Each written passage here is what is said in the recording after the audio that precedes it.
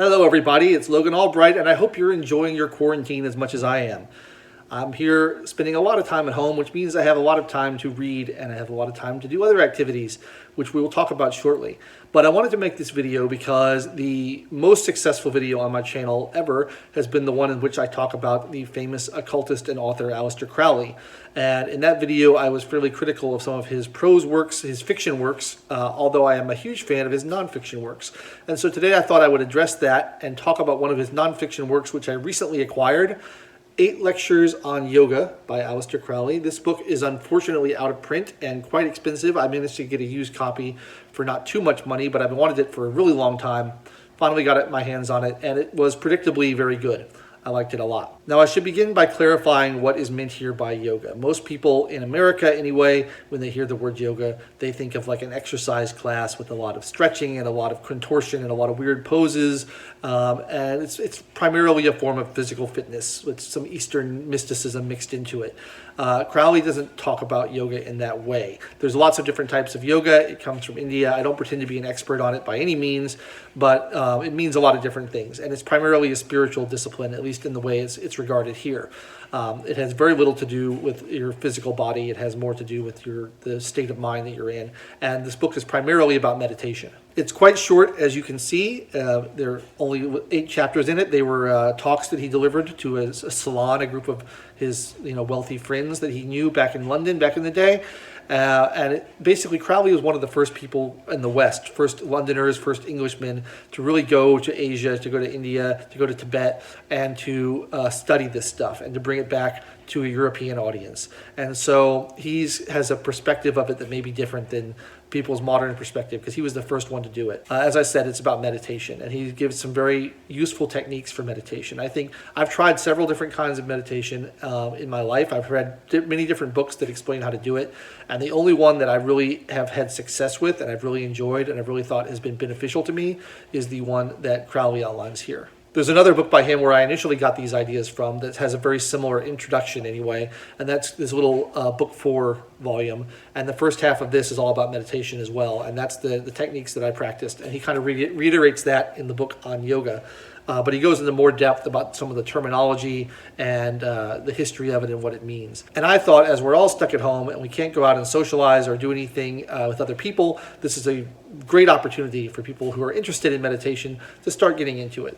I find it very relaxing, very beneficial to my state of mind. I think we can all go a little bit stir crazy in these terrible times that we're living in, and when we're all confined to indoors and we're all a little bit isolated from each other, we can go a little nuts, and I find this is great for my mental health. I'm just going to outline kind of briefly some of the techniques that Crowley talks about and how I apply them and how they work for me. Obviously, everybody's different. It may not work for you as well as it does for me, but I think it's great, and I recommend other people, if you're interested in it, this is the way I would recommend people do it. Basically, the goal of meditation, or yoga as he calls it here, is to silence your mind. All of us have brains that are constantly chattering in the background, whether we recognize it or not. They're going. There's always thoughts going. It's never silent. And if you can turn those off and get silence in your brain, it's profoundly peaceful and profoundly joyous, and it's wonderful. How do you do that? Well, the first thing you have to do is you have to become more aware of your own thought processes, your subconscious. So what Crowley recommends is pick a pose. It doesn't matter what the pose is. It doesn't have to be the lotus position. I just do what's called the God position, which is you're just sitting straight up in a straight back chair with your hands on your knees together, because it's just convenient. You can do it anywhere. It doesn't require any special contortion, but you can use any position you want, and just hold it and try not to move for 5 minutes, 10 minutes, 15 minutes. Try not to move at all. Just sit there completely still, and that's the first step. And what you're going to find is that your body hates that and rebels against you, and it's going to be pain, and there's going to be itching, and there's going to be all kinds of nasty sensations, and you have to power through, and you have to train your body to ignore those, and you will eventually get to a point where you become kind of unconscious of your body. You don't even notice that it's there anymore because all the pain and all the itching goes away. At that point, you'll become aware of your thoughts, your subconscious, and you'll notice that your brain is constantly chattering on in the background with this endless stream of consciousness.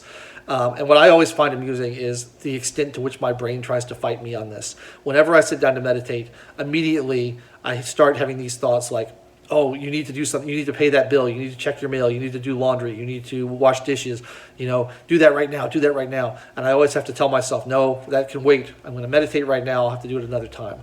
And so the first step is to just become aware of these thoughts and notice them and acknowledge them and say, okay, I noticed that that thought is coming into my brain. I can let it go now. You shouldn't really try to stop the thoughts at first. Just become aware of them and note them to yourself. Once you get a little more comfortable with that, then you can try to get them to go away. The way to do that is not really so much to suppress them. I like to think of just brushing them off to the side or dismissing them. Say, okay, I had that thought, now it's done. Move it off to the side, dismiss it, and move on to the next thing. And try not to have any thoughts at all. And eventually, if you keep doing that, you will get to a point where you get this silence in your brain. And the silence is deep, and it's very peaceful, and it's very profound. And once you can hold that, it's hard to hold it for more than a couple minutes, but if you hold it for a couple minutes, you come out of meditation and you just feel like a new person. You feel beautiful, you feel happy, you feel joyous, you feel peaceful and quiet, and everything just seems better. I use this a lot when I'm in a bad mood, when I'm frustrated, or when I'm irritable. It's just great for that. Some people can do it lying down, but there's a danger of falling asleep there. You want to maintain consciousness, and you want to maintain, you want your body to be kind of, I want to say tense, but I want to say ready. I heard it likened to like a cat ready to pounce at any time. You don't want your body to be limp. You want it to be, ready for whatever you need to do. So that's sort of the gist of the meditative techniques that Crowley goes through in here. There's a lot of humor, there's a lot of joking around, a lot of digs at kind of the establishment or the materialists and things like that.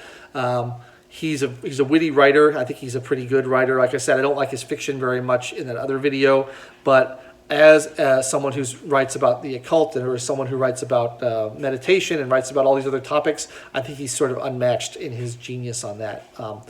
He's just a fantastic explainer of these ideas, and he was delved into them more deeply than anyone else had up until that point in history.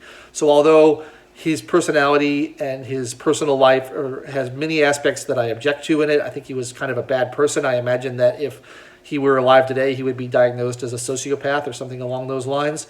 I still think we should take his writings as their own thing and recognize the value in them.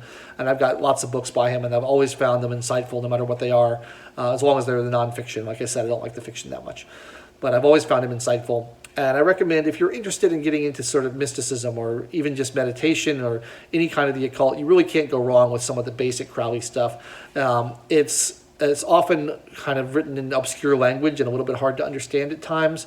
But if you can get through that, it's going to be very valuable to you, and I recommend it. So I hope people like this video as much as they liked my other Crowley video, and I hope you guys are keeping sane and keeping happy and keeping connected with people while you're at home during this quarantine. And I think, like I said, it's the perfect opportunity to practice meditation. And maybe you've done yoga in a gym or something, and you want to go deeper and you want to experience the spiritual side of it. I think that this would be very valuable for you.